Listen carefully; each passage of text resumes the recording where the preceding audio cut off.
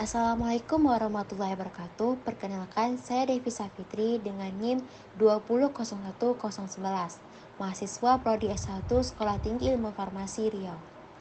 Nah, pada video ini saya akan menjelaskan mengenai metode sintesis organik dan peralatan sintesis organik. Nah, apa itu sintesis organik? Sintesis kimia adalah pelaksanaan reaksi-reaksi kimia dengan tujuan untuk mendapatkan satu atau beberapa produk. Nah, sintesis organik adalah cabang khusus dari sintesis kimia yang berkaitan dengan konstruksi senyawa organik secara disengaja. Karena kapasitasnya untuk menghasilkan bahan, baik yang sudah diketahui maupun yang belum pernah ada sebelumnya. Sintesis organik menjadi area yang sangat penting bagi banyak ilmu lain, termasuk farmasi dan obat-obatan. Nah, selanjutnya jenis-jenis metode dalam sintesis organik. Yang pertama ada metode Gerus. Nah, metode Gerus ini merupakan metode yang biasanya dilakukan tanpa pelarut organik pada temperatur kamar. Nah, menggunakan alat penggerus yang dikenal dengan lumpang dan alu. Senyawa awal yang akan direaksikan ditempatkan di dalam mortar. Kemudian, proses penggerusan dilakukan menggunakan tangan. Nah, beberapa reaksi sintesis dengan metode gerus dapat dilakukan tanpa menggunakan katalis maupun pelarut, sehingga metode ini dikenal sebagai metode yang ramah lingkungan. Proses penggerusan memungkinkan terjadi tumbuh efektif antara senyawa awal sehingga senyawa awal dapat diubah menjadi produk secara bertahap. Nah, selanjutnya itu metode pengadukan. Nah, sintesis dengan metode pengadukan biasanya dilakukan pada temperatur kamar menggunakan alat pengaduk magnetik atau yang dikenal magnetic stirrer. Nah, senyawa awal yang akan direaksikan ditempatkan di dalam labu alas bulat dalam media cair atau pelat organik. Kemudian, sebuah batu pengaduk magnetik atau magnetic stirrer bar dimasukkan dalam labu sebelum alat pengaduk magnetik dioperasikan. Nah, pengadukan meningkatkan kemungkinan terjadinya tumbukan efektif antara senyawa awal sehingga senyawa awal dapat diubah menjadi produk secara bertahap. Nah, selanjutnya ada metode reflux atau reflux method. Nah, sintesis dengan metode reflux merupakan sintesis dengan metode pemanasan yang dilakukan pada titik didih pelarutnya menggunakan seperangkat alat reflux yang terdiri dari alat pemanas atau hot plate, kemudian ada labu alas bulat yang berleher 2 atau 3, kemudian ada kondensor, kemudian ada klem dan statif. Nah, jika menggunakan hot plate, maka labu alas bulat harus diletakkan di atas oil bed atau sand bed agar pemanasan pada labu dapat lebih merata. Kemudian, metode reflux ini dengan hot plate juga dikombinasikan dengan pengadukan magnetik atau magnetic stirrer. Nah, suhu aktual reaksi perlu dipantau dengan termometer. Nah, pada bagian kondensor terdapat bagian terhubung dengan pipa air masuk dan air keluar. Temperatur air masuk harus lebih rendah atau dingin. Nah, kemudian ada metode reflux termodifikasi atau yang dikenal dengan Mono 50. Pada Mono 50 ini, teknologi pemanasan yang diaplikasikan merupakan jaket pemanas logam yang dipanaskan menggunakan energi listrik.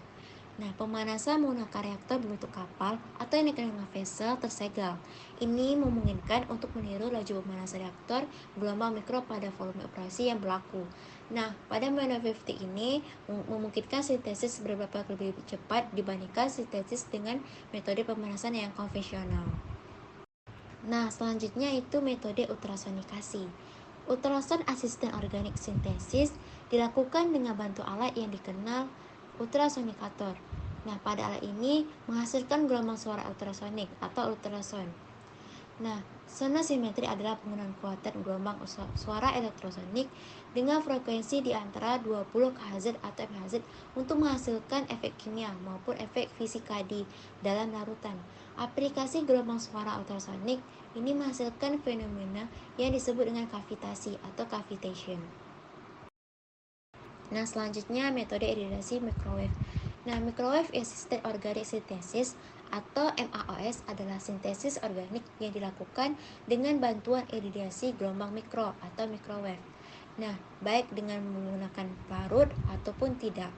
Nah, sintesis dengan metode ini dapat dilakukan menggunakan alat yang bernama domestic microwave maupun microwave yang didesain khusus untuk sintesis atau dikenal dengan microwave for synthesis.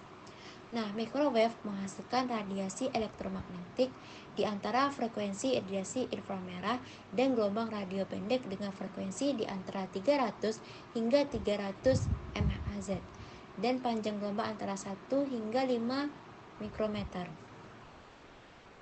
Daerah ini merupakan daerah radiasi berenergi rendah yang hanya akan menyebabkan terjadinya rotasi molekul dan tidak berefek pada ikatan kimia atau struktur dari suatu molekul. Baiklah, selanjutnya ada peralatan apa saja yang digunakan pada proses sintesis organik. Yang pertama ada lumpang dan alu, di mana lumpang dan alu ini biasanya digunakan pada metode konvensional. Kemudian ada hot plate stirrer dan magnetic stirrer bar. Nah, hot plate stirrer bar dan magnetic stirrer bar ini biasanya digunakan pada saat metode pengadukan dan juga pada metode reflux. Nah, selanjutnya ada alat ultrasonikator. Nah, di mana ultrasonik ini menggunakan gelombang suara untuk mengaduk partikel dalam larutan tertentu. Pada teknologi ultrasonik ini, suara ultrasonik diradiasikan melalui sumber suara menuju medium berupa cairan. Penyebaran ini menyebabkan medium merespon energi ultrasonik dalam dua bentuk, yaitu ada kondensasi dan reflection.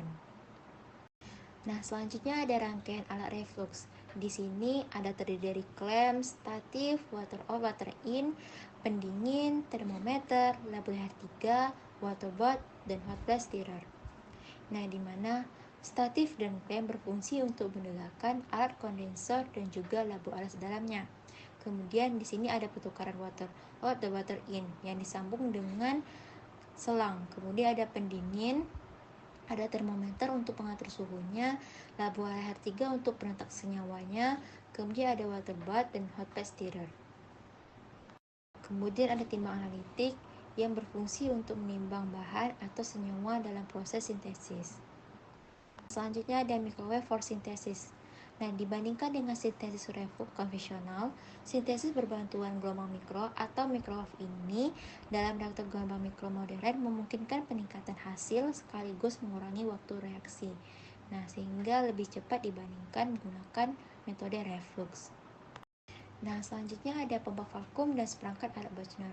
Nah, di sini terdiri dari pompa vakum yang disambungkan dengan filtering flask.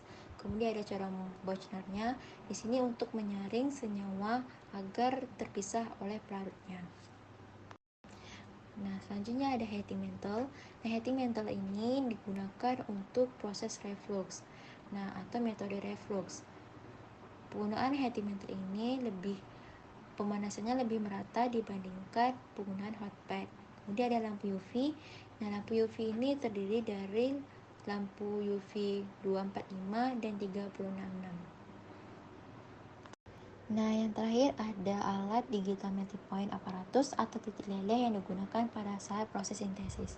Nah, prinsip kerja ini adalah mengubah energi listrik menjadi energi panas. Nah, di mana zat yang awalnya berbentuk padatan kemudian dimasukkan ke perangkat alat melting point melalui bantuan wadah pipa kapiler. Nah, alat ini kemudian bekerja dengan memberikan perlakuan panas. Nah, selanjutnya seiring dengan semakin meningkatnya panas akan terjadi perubahan dari padatan menjadi cairan tanpa perubahan suhu pada zat. Nah, dalam hal inilah capaian titik derajat panas pada alat saat sedang menjadi cair itulah dinilai sebagai titik lebur atau melting point. Sekian dari video saya mengenai metode sintesis organik dan juga peralatan yang digunakan pada sintesis organik. Nah, mohon maaf apabila ada kekurangan. Terima kasih. Wassalamualaikum warahmatullahi wabarakatuh.